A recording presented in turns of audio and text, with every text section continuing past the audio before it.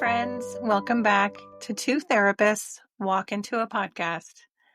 I'm Robin Green, a trauma therapist here in Arizona.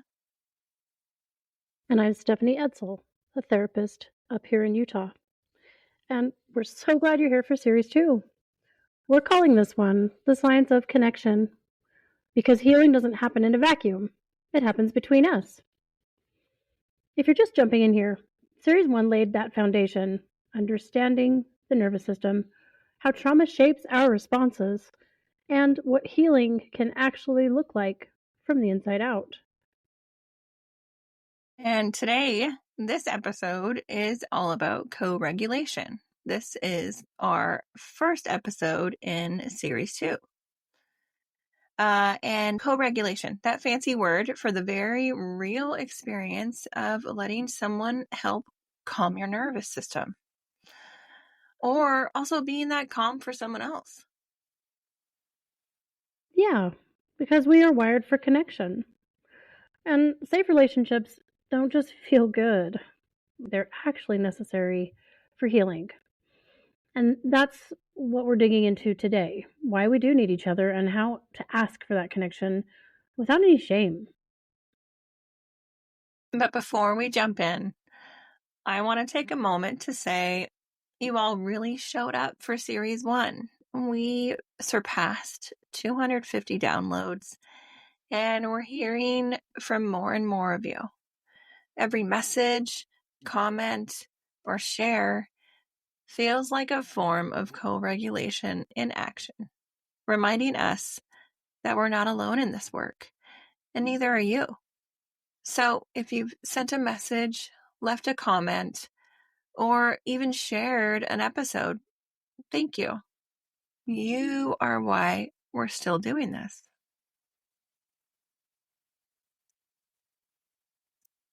We're just so grateful you're here. Let's keep it going.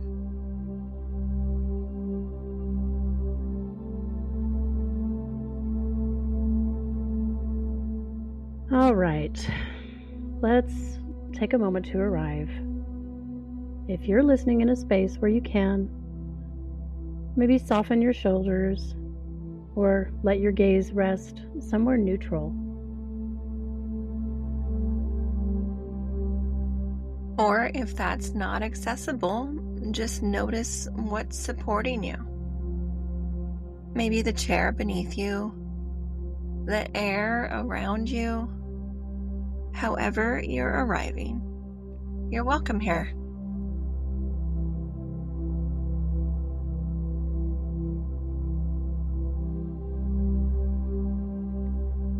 So let's just name it up front. Co-regulation is something most of us didn't grow up with language for, but we felt it, or the absence of it, everywhere.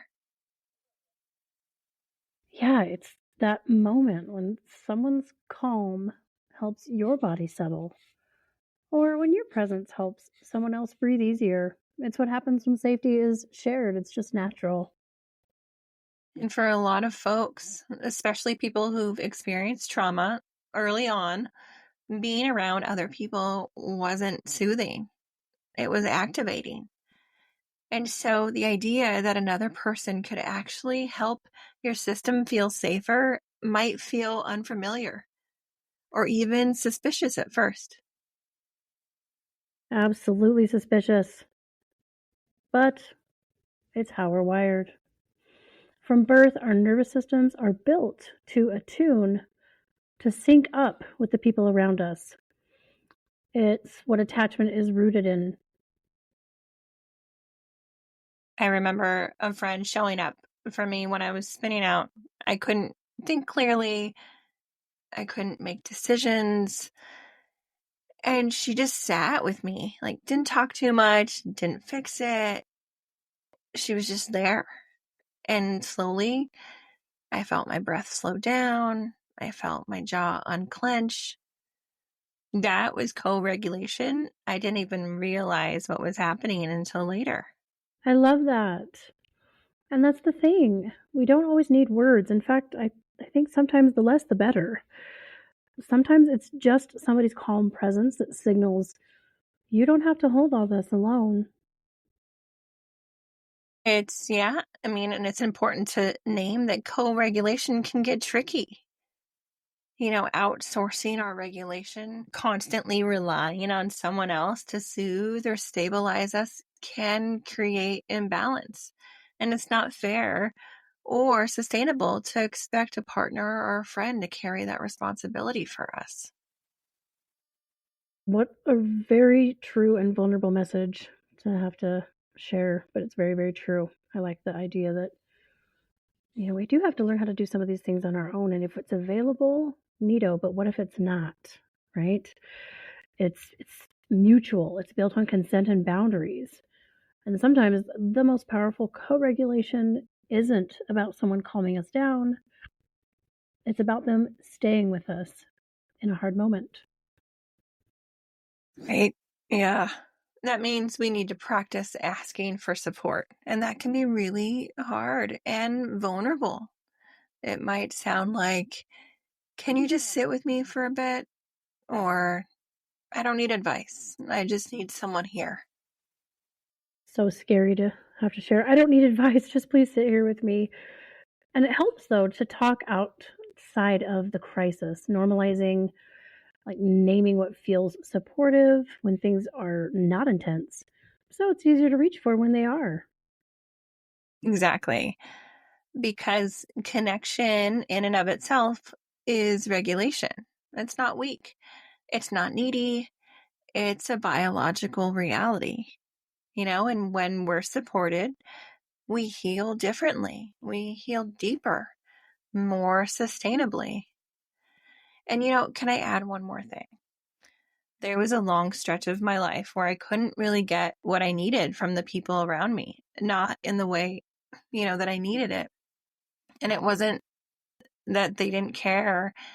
It was just that I didn't know how to ask, and they didn't know how to hold it. And that left me feeling like maybe I wasn't supposed to need anything at all. Oof, that is too real, actually. That resonates. Uh, Believing that our needs, maybe not even knowing that we have them, or that others' needs come before our own. Yeah. And what helped? Honestly, it was gardening.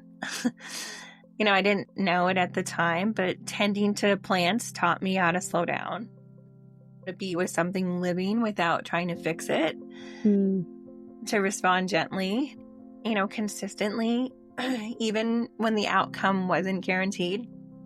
It Yeah. gave me a rhythm, Mm-hmm. and that rhythm became a kind of regulation in itself. I was co-regulating with the earth, with the seasons, with life, and over time, as I learned to tend to myself that way, it softened something in me. I think it made it easier to let people in again slowly. I started trusting that maybe connection could feel nourishing instead of depleting, that I could bring, the care that I learned in the garden back into my relationships. That is so beautiful. I love that. And such a good reminder that co regulation doesn't only come from people.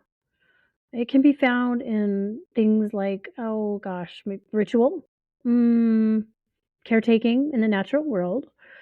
It's about what gives us the capacity to stay connected to ourselves and the world around us.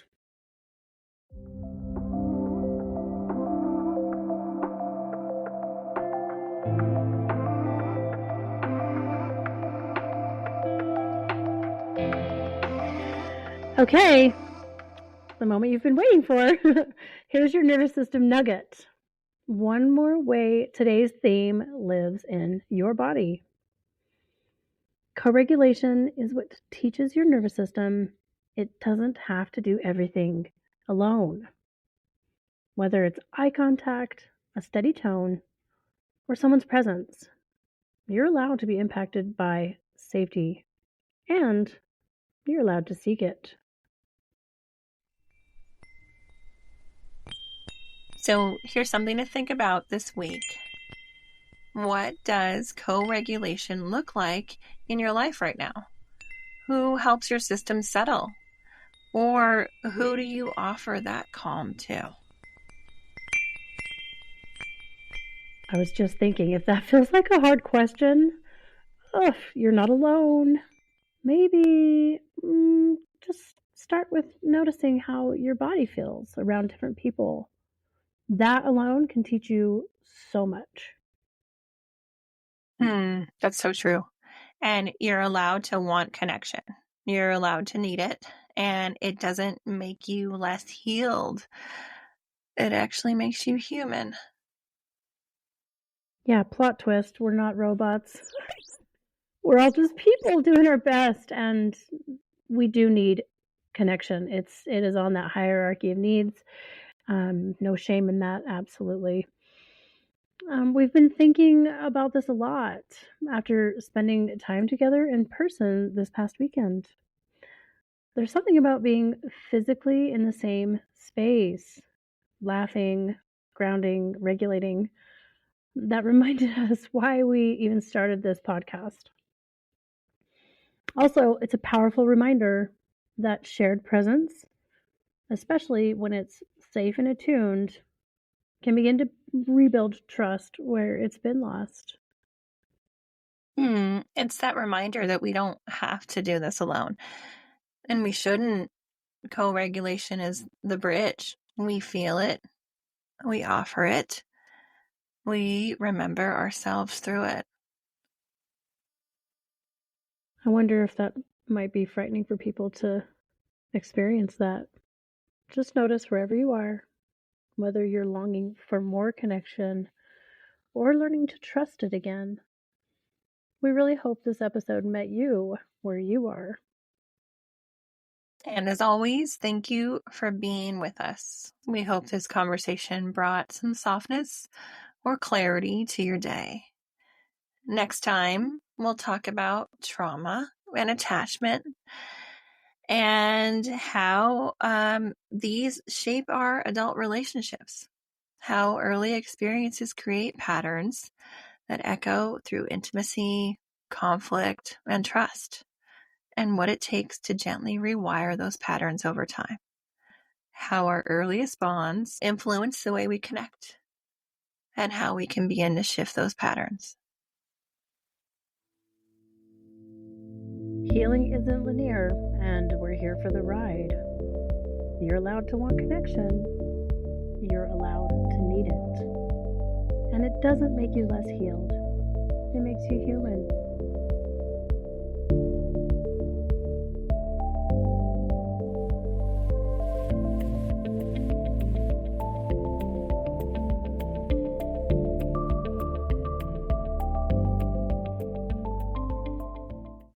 Thanks for sitting with us today. If something resonated, we'd love it if you shared the episode, left a review, or connected with us on social media. We're two therapists walk into a podcast on most platforms. You can listen and subscribe wherever you get your podcasts. This podcast is for informational and educational purposes only. It is not therapy, does not replace therapy, and does not establish a therapist-client relationship. If you're in crisis, please reach out to a qualified mental health professional or call 988 in the US. Robin Green is a licensed therapist in Arizona, and Stephanie Edsall is licensed in Utah. And this podcast is intended for a general audience.